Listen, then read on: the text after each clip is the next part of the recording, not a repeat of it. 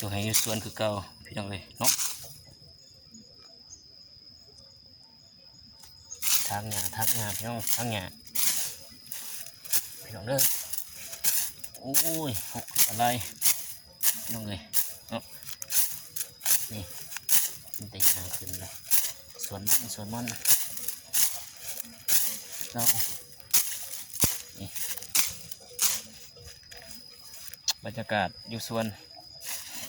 คือเก่าพี่น้องเลยออกมาสวนบรรยากาศอยู่หน้าโอ้ยหญ้าขึ้นสูงเลยหญ้าขึ้นสูงแล้วพี่น้องเอ้ยเนาะอยู่ให้อยู่สวนคือเก่านี่ดิ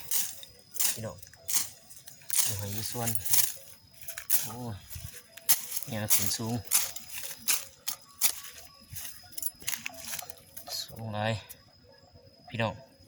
อยู่ให้อยู่สวนคือเก่าพี่น้องเอ้ยนี่โอ้ไม่นี่สิได้นี่ใกล้นี่บริเวณพี่น้องปีนี้สืบต่อปลูกมันพอได้เนี่ยตายเบิดพี่น้องมันก็ตายเบิดเลยนี่พี่น้องอยู่ให้อยู่สวนคือเก่ามาพี่น้องมาผู้ใดวางสวยเลยพี่น้องเด้อพี่น้องไปแปดเลยนี่เมื่อยมาพี่น้องมาหญ้าพี่น้องเลยหญ้าขืนเบิดนี่มันตายเบิดพี่น้องเห็นไหมเมื่อยพี่น้องเลยนี่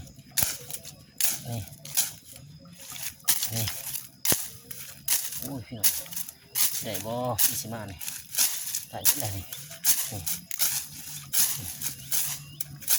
เป็นไงขึ้นอ่อนพี่น้องอยู่หน้าคือเก่าพี่น้องมาพี่น้องมาอยู่ให้อยู่สวนคือเก่าพี่น้องเอ้ยมานี่กำลังนี่เมื่อยพี่น้องนี่โอ้ยหญ้าขึ้นสูงจังพี่น้อง